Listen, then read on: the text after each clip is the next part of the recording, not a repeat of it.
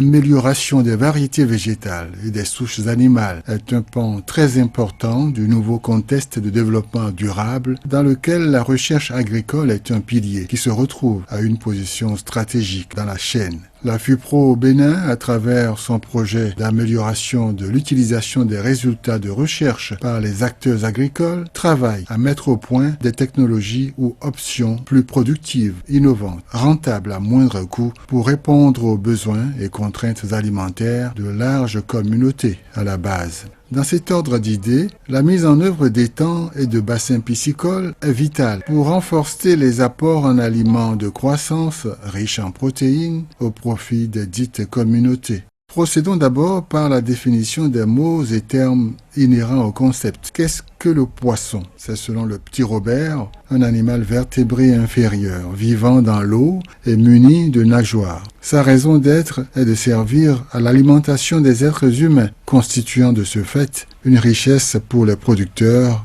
et les vendeurs. Ce petit vertébré inférieur a une valeur nutritionnelle évidente. Il est un aliment de croissance riche en protéines. Et parmi les variétés de poissons connues, notons qu'il y en a d'eau douce, qu'il y a des poissons de rivière et des poissons de mer. Parmi ces poissons, il y en a un appelé chat, communément appelé haçon en fond, idem en langue goût. Son nom scientifique est Clarias garriepinus, ou poisson-chat. En anglais, il porte un nom ordinaire de North African Catfish ou Common Catfish ou encore Sharp-Tooth Catfish. En langue locale, Peda, c'est Adenwe et en Dindi, le poisson-chat s'appelle Tessibi. Son habitat se situe exclusivement en eau douce. Caractéristique de ce vertébré inférieur des eaux, 24 à 114 branchiospines sur le premier arc branchial, fontanelle frontale longue et étroite, distance réduite entre l'extrémité de la dorsale et la caudale. Ce poisson a deux types de coloration. L'une est marbrée avec des taches irrégulières noirâtres sur fond clair sur le dos et les flancs avec un ventre blanchâtre. L'autre coloration est uniforme avec le dos et les flancs généralement gris foncé et noirâtre, le ventre blanchâtre. Notons une présence parfois de taches noires irrégulières sur la caudale. La longueur maximale est de 1500 mm LT. Quelles sont à présent les techniques de reproduction du Clarias garriepinus? Il faut d'abord choisir un site d'opération adéquat, de préférence un site marécageux, à eau douce, donc dans des bas-fonds, site bien identifié et aménagé où il faut s'assurer que des poissons se développent ou non déjà sur le site. Deuxième opération, installation des infrastructures, selon que ce soit des étangs, des bassins, puis disposer de barques, de châteaux d'eau et de retenues d'eau, autant de dispositions pratiques pour avoir un site aménagé et viabilisé pour la reproduction des poissons. Et quels seront les outils de la reproduction? Des plastiques, les paniers d'incubation, aux bassines en plastique en passant par les outils de tri, les filets de pêche, les grillages et le trousseau opératoire, la balance et les serviettes étables. C'est un matériel d'aménagement de protection des étangs largement diversifié qui s'avère indispensable. Voyons les techniques pratiques de reproduction. La reproduction se fera grâce aux hormones telles que ovaprime, hypophyse, sérum salé et la laitance. Sérum salé et ovaprime seront achetés aux fins de préparer les poissons dont il faut retirer les hypophyses et les poissons mâles dont il faut recueillir la laitance. Toutes les hormones nécessaires devront être disponibles.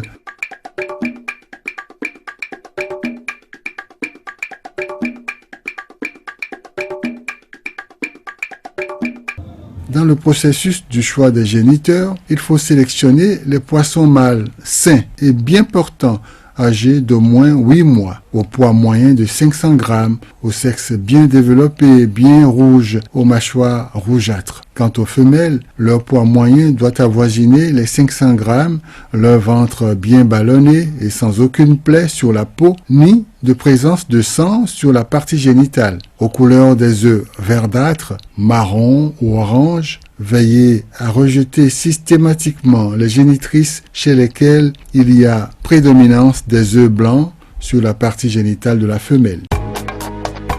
après avoir pesé les femelles à féconder, en veillant à la disponibilité d'une table d'opération, de serviettes d'eau et de sérum salé, de seringues stérilisées 5 centicubes, de bassines en plastique, de petits marteaux pour assommer le poisson, bref, de l'ensemble du matériel nécessaire. Il faut s'assurer de la pesée des clarias dont il faut retirer les hypophyses, extraire de la tête du poisson l'hypophyse en y ajoutant 0,5 ml d'eau ou de sérum salé.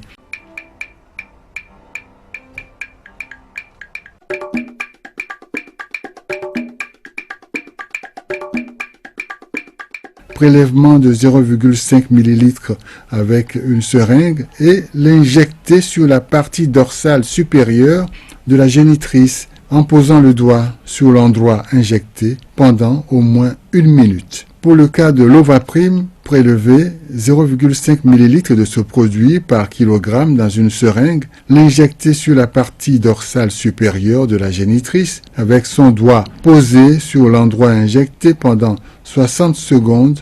À retenir, les hypophyses doivent être supérieures au poids des génitrices destinées à être fécondées et il faudra mettre en condition les géniteurs pendant les 8 heures que durera la fécondation. La fécondation. Il faudra vérifier 8 heures après l'injection si les œufs apparaissent à la partie génitale des génitrices. Extraction des œufs. Il faut veiller, dans cette séance de fécondation, à tenir les génitrices avec des serviettes mouillées pour extraire les œufs dans le bol plastique. Tuer le mâle et extraire sa laitance. Nettoyer la laitance à l'eau ou au sérum salé. Recueillir avec un couteau le liquide de la laitance dans le petit plastique. Verser le liquide de la laitance obtenu sur les œufs. Mélanger les œufs et la laitance pendant au moins 30 secondes. Ajouter aux œufs ainsi fécondés un peu d'eau du bassin qui servira d'incubation. Étaler le mélange sur les paniers d'incubation de manière à ce que les œufs ne se regroupent pas. Mettre les paniers d'incubation dans un bassin au plastique d'incubation contenant suffisamment de l'eau. Oxygéner les paniers d'incubation. Tout un processus en somme, allant de l'incubation à l'éclosion, en passant par l'oxygénation. Une oxygénation qui pourrait durer 5 jours. Quant à l'éclosion, laquelle sera vérifiée 12 heures après l'incubation, la couleur des œufs fécondés l'attestera. L'éclosion, disons-nous, a lieu 24 heures après l'incubation. C'est cette phase qui a pour résultat la sortie des larves vésiculaires. 45 minutes après l'éclosion, il faut renverser les larves vésiculaires dans les bassins d'incubation. Elles y resteront 5 jours. Éviter que les œufs blancs non éclos ne tombent dans les bassins pour les polluer, détruisant du coup les larves.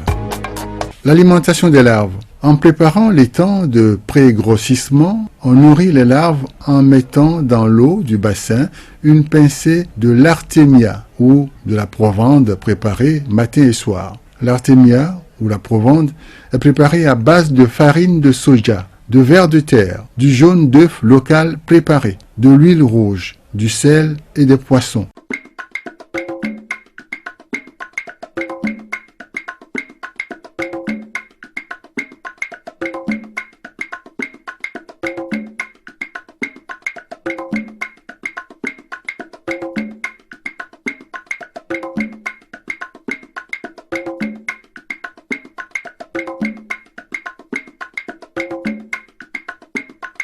Cinq jours après l'éclosion, les larves vésiculaires perdent leurs vésicules et deviennent des larves. À cette étape-ci, il faut désherber l'étang de pré-grossissement à l'intérieur et au rebord. Nettoyer l'étang soigneusement, vider l'étang avec une motopompe en s'assurant qu'il n'y a aucune menace pour les larves, menace s'entend les rainettes, des crapauds, des grenouilles ou des varans qui pourraient donc détruire les larves. Clôturer l'étang avec des grillages. Couvrir l'étang en y ajoutant un peu de fiente de volaille pour enrichir l'eau. 3 jours après, y transférer les larves. Puiser l'eau du bassin mélangée aux larves avec un bol en plastique et le verser dans des bassines plastiques de couleur orange. Verser les larves contenues dans les bassines dans l'étang. Recommencer la même opération jusqu'à épuisement total des larves. Continuer à nourrir les larves matin et soir jusqu'à la première pêche. 2 semaines après ce transfert des larves dans l'étang, il faut sélectionner les gros alevins, lesquels deviendront des alevins de premier choix. Le grossissement des alevins constitue à transférer les alevins dans d'autres étangs pour leur engraissement. Ainsi, la deuxième pêche pourrait intervenir 2 semaines après et nous aurons des alevins de deuxième choix. 2 autres semaines d'attente et la troisième pêche s'ouvrira. Les Clarias garhiepinus seront prêts et livrés à la consommation au moins 6 mois après l'ensemble d'un processus innovant, dynamique pour le bonheur de larges communautés d'acteurs qui n'aspirent qu'à vivre mieux. Non,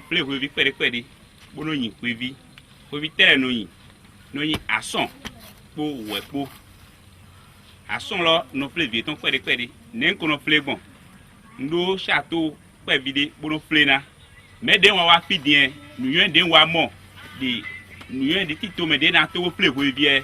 Et compter na on de blo bonde d'ailleurs. Puis éclairmi ali ko gege de na bon. Bona blo, bo na bo na mi sa akwamazan da ho mevo. We vikele de non na ndu ye bon d'ailleurs. Et non ve na mi do ndu ne ho no ho. De fidien et na menuye de na former nous ne legbon d'ailleurs de manière que sinde no fleuve bio signe ya tin de sileme fi wa te din wa monuye de do que tone ndo que ane de fleuve ya lidio sinde na fre na de lo ana do sino de kon a sinde agbe ya sino ka nyon dai ne na fleuve bio nye ho no ho bu na do na ko bi tele nuye de wa yi de fidien et so ba no fi ko dia nze kwa video nkena gbogbo video na ene na doku dako na legbeta dako beneton de refu pro kagbon JCP le ta pe video de comme doku lopo be de maison fin les bibo mi afidien évidemment dako bon doku ne bravo doku na mais na mi nuyen lo. Je remercie la FIPO Bénin d'avoir nous aidé, nous les animateurs et même les producteurs, d'avoir connu ce qu'on appelle la reproduction des alevins. Oui, nous de tout clado mais de habiter mondo eto dandamedo mininyo bo makanyo no honoku bono dido na kakaka bono mo ewe be agbele wana mi bo informe yi boka denka bai wa modo menele ye hen lo ganjiro denjiro do. Citoyens d'ici, je vous aime. Citoyens d'ici, je vous aime. Vous qui travaillez sans cesse, et c'est pour créer des richesses. Vous qui avez l'amour de la patrie, et qui défendez